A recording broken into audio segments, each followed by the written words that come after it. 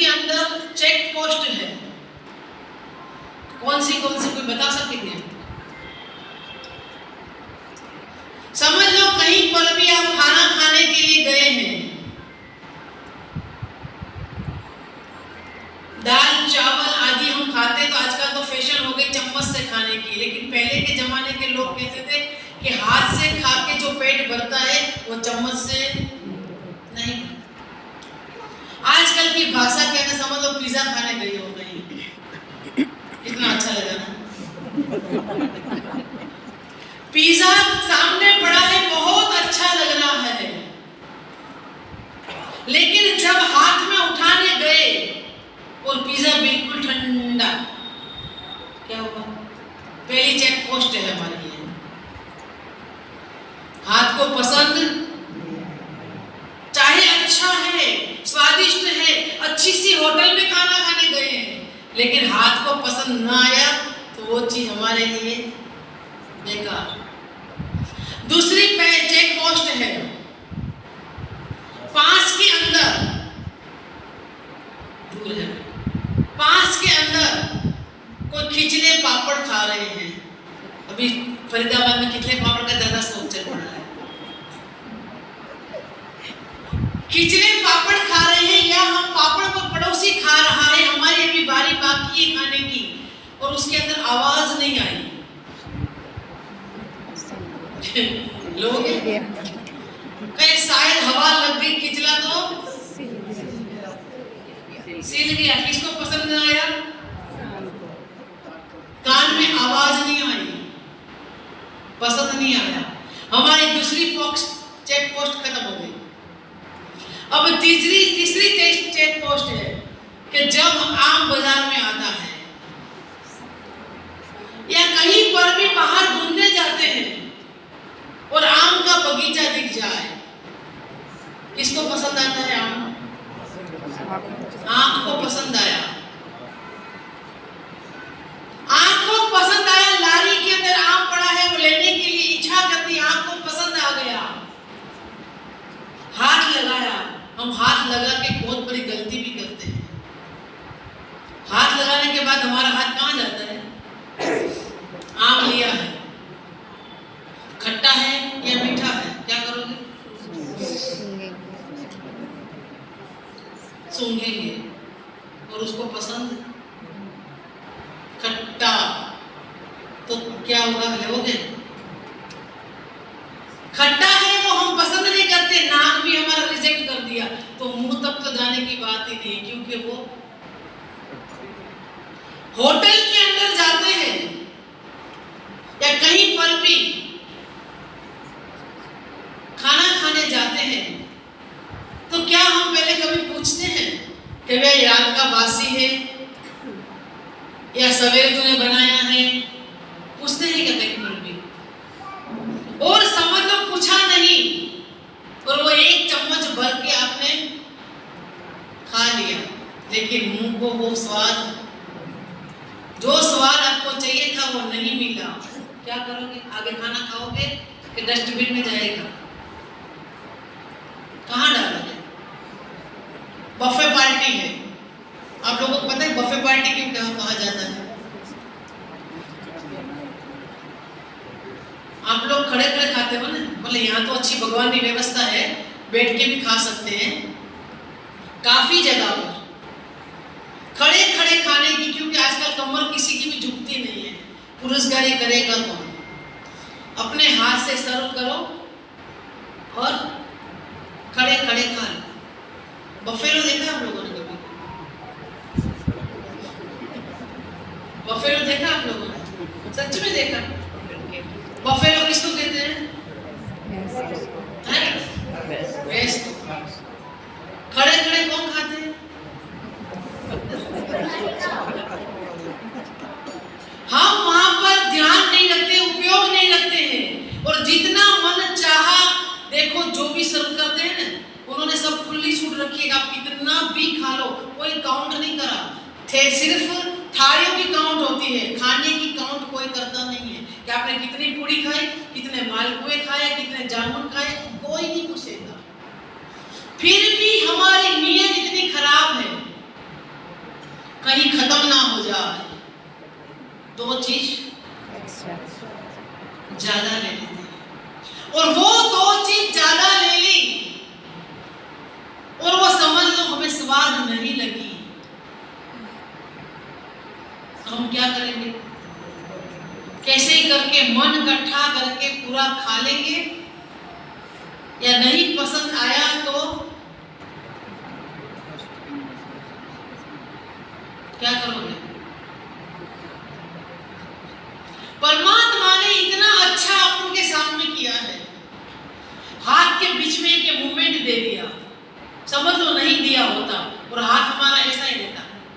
कैसे खाना खाते हैं आप या हम, कोई भी, और गर्दन यहाँ तक ही झुकती है, ज्यादा तो झुकती नहीं है। समझ लो कि हाथ इतना लंबा है, वहां तक पहुंचेगा ही नहीं। क्या करोगे? बहुत से लोग परमात्मा को दोष देते हैं कि परमात्मा ने मुझे ये नहीं दिया, परमात्मा ने ये नहीं दिया, माँ बाप ने मुझे ये नहीं दिया, वो नहीं दिया। लेकिन परमात्मा का शुक्रिया अदा करो। कौन व्यक्ति ऐसा है कि सवेरे उठते पहले, रात को सोते पहले परमात्मा का शुक्रिया अदा करते कि हे परमात्मा, तूने आज का दिन बहुत अच्छा चला गया तेरी कृपा से, अब रात भी अच्छी चली जाए। कितने लोग करते परमात्मा का शुक्रिया? पक्का?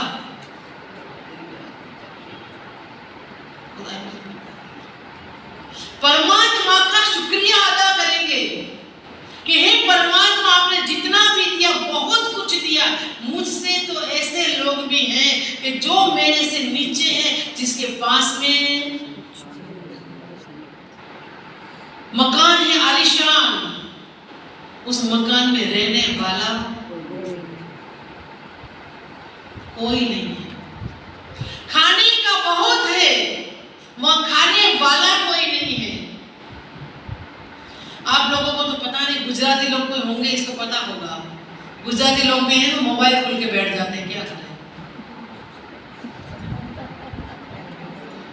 यहाँ वाईफाई नहीं रखा हमने, इसलिए चिंता ना कि खाना राजा बहुत बड़ा, क्या खाने वाला मिले नहीं। खाना राजा बहुत बड़ा, वहाँ खावा रोटली मरे नहीं रे भैया, खाना रोटली मिले नहीं। कि महल मकानों खाली पड़ा, क्या रहना रातों मिले नहीं। रहना राजा बहुत बड़ा, वहाँ रहने झुपड़ा मिले नहीं रे भैया, रहने को झुपड़ा मिले नहीं। जहां रहने वाले 5-25 लोग हैं, उसको रहने के लिए एक छोटी सी कुटिया भी नहीं मिल रही है।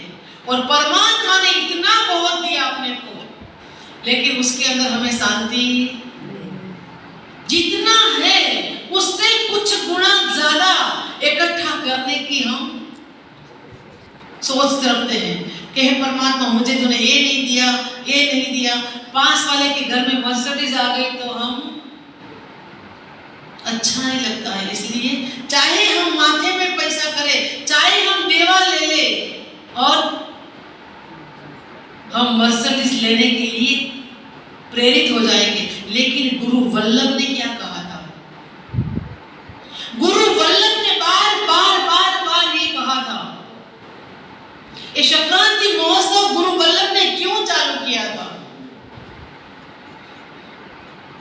राजकुमार जी ने तो गुरु वल्लभ को देख रखा है, हम लोगों ने सिर्फ कल्पना करी है कि गुरु वल्लभ होंगे, कैसे होंगे। कभी भी गुरु वल्लभ के सामने बैठकर आंख बंद कर कभी हमने देखने की कोशिश की कि गुरु वल्लभ कैसे होंगे। परमात्मा के मंदिर के अंदर प्रतिमा होती है या परमात्मा होते हैं? आप क्या कहोगे? मंदिर के अंदर परमात्मा है या प्रभु है? कौन है? जब तक वो पत्थर से मूर्ति बनी है, तब तक वो प्रभु थे, और जब प्रतिष्ठा हो गई उसके बाद वो क्या हो गया? परमात्मा हो गया। परम आत्मा, जो परम आत्मा शब्द आता है हमारे सूत्र के अंदर। कौन सा शब्द है? तिन्नाणम तारयाणम, प्रभु तुम खुद तिरे हो और हमें भी तारना। बहुत नजदीक के अंदर 4 दिन के 3 दिन के बाद पर्युषण महापर्व आ रहे हैं। कहते हैं अन्य स्थाने कृत पापम तीर्थ स्थाने विनश्यति, तीर्थ स्थाने कृत पापम वज्र लेपो भविष्यति। अन्य स्थान में किया हुआ पाप या हमसे हो गया कोई पाप, तो तीर्थ स्थान के अंदर जाके हम अपना पाप को धो डालेंगे। पर लेकिन तीर्थ स्थान के अंदर कोई पाप बंध जाता है तो कभी भी वो पाप धुलता नहीं है। गुरु वल्लभ ने संक्रांति महोत्सव किया, और संक्रांति महोत्सव का मतलब क्या? क्रांति हमारे हृदय के अंदर, हमारे मन के अंदर क्रांति का प्रादुर्भाव हो, क्रांति हमारे जीवन में आए। यहाँ पर फरीदाबाद के अंदर साधु साध्वी ना भी हो तभी भी संक्रांति तो होना चाहिए, संक्रांति होती है। लेकिन इतनी संक्रांति होने के बाद हमारे मन के अंदर, हमारे जीवन के अंदर कभी कोई नई क्रांति आई? हर संक्रांति, हर महीने की एक संक्रांति पे हमारे जीवन के अंदर क्रांति का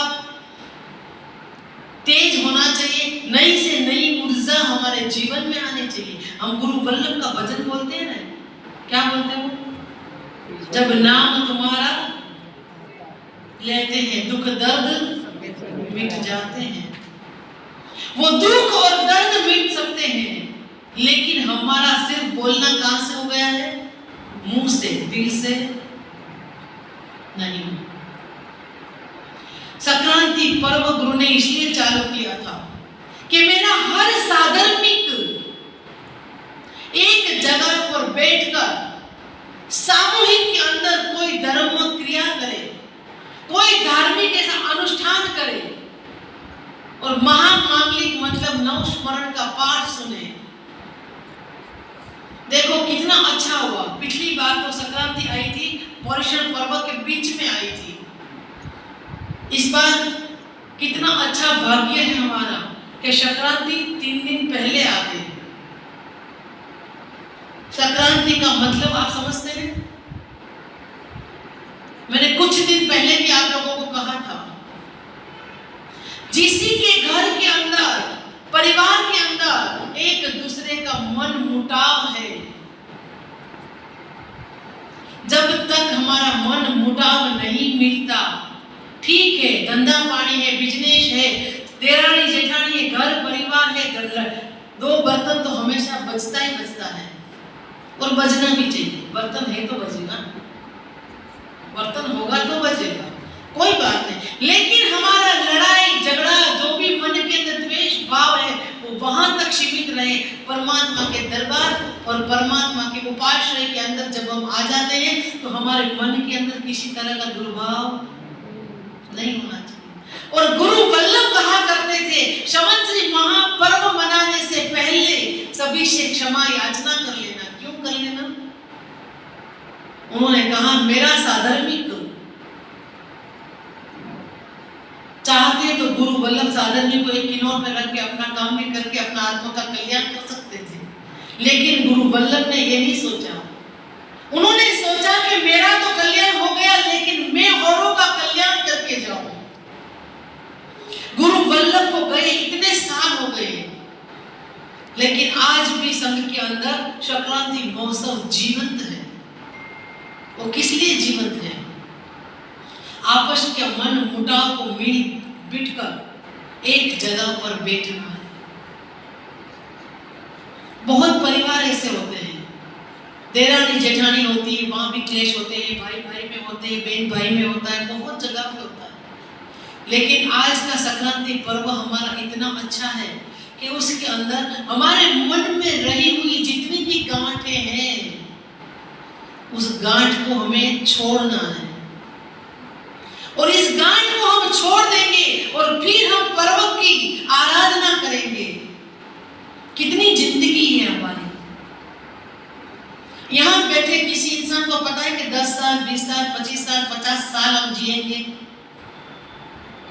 पता है?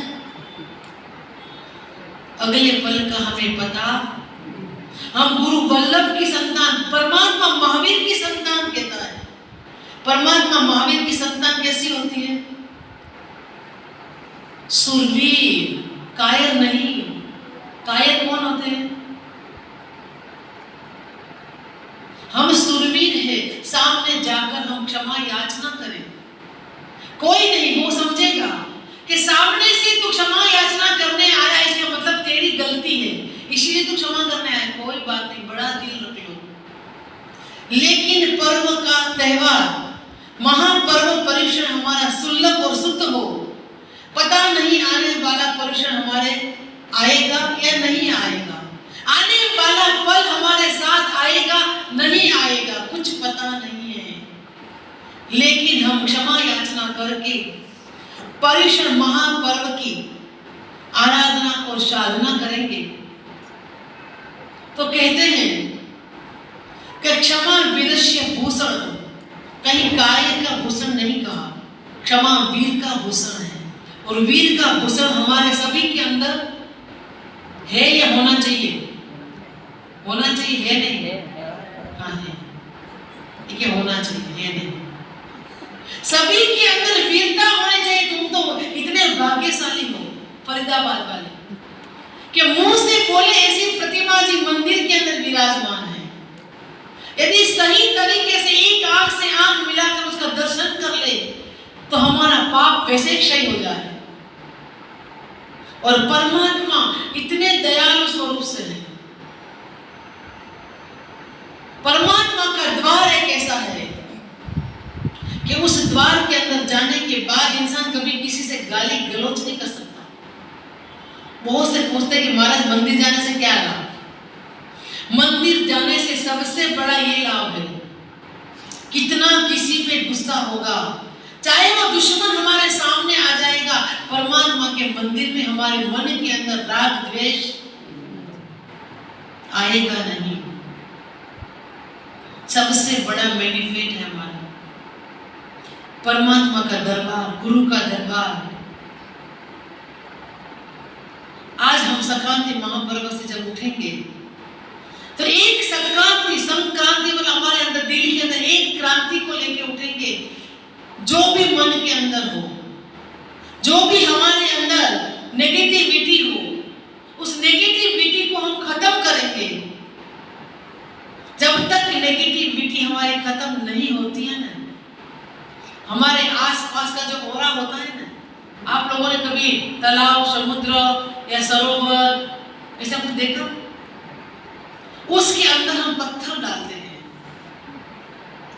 जब पत्थर डालते हैं तो क्या होता है? गोल गोल आवर्त होते हैं। हमारी बॉडी के आसपास के अंदर भी वो ओरा है। जितना हमारे अंदर पॉजिटिविटी होगी, हमारे पड़ोस में बैठने वाला होगा ना, वो चाहे तुमसे लड़ाई करने आया है लेकिन वो पॉजिटिव हो जाएगा, उसकी नेगेटिविटी खत्म हो जाएगी कि तुम्हारे जो ओरा है वो इतना पावरफुल है।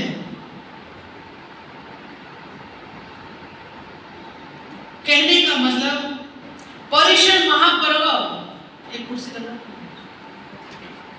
पर्युषण महापर्व से पहले, हाँ लगा रहे, आगे आ जाओ।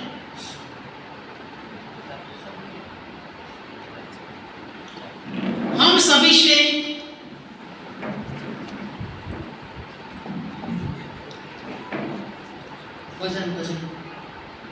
क्षमा याचना कर ले, और क्षमा याचना करने के बाद ही हमारा महापर्व अच्छी तरह से पावन होगा। समय हो गया है, अभी राजकुमार जी का भजन भी तो अपने को सुनना है ना।